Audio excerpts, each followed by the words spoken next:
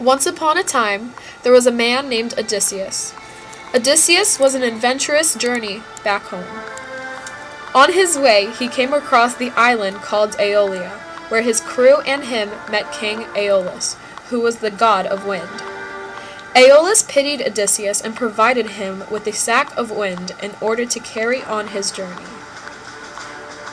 As the crew left, their mistrust of Odysseus and his plans took the best of them.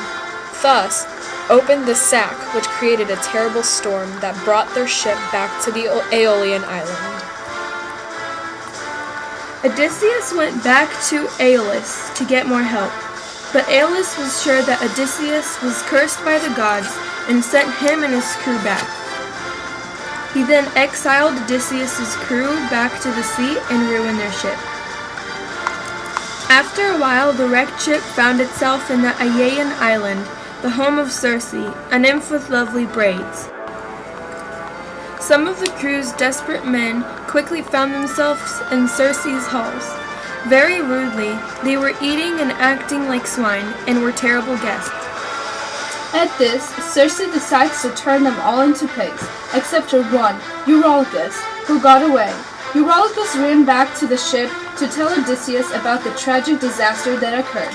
Brave Odysseus quickly ran to save his men, leaving Eurylochus behind.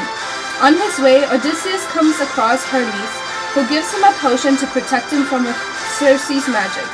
As he went into her palace, Circe tried to turn him into a pig, but of course he didn't. Circe was shocked at his great power against her and immediately begged for mercy.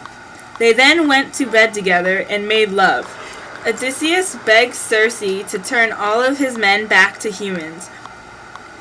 After Circe changes all of his men back, she tells him where he has to go to continue on his journey, leading him to the underworld. This is the end.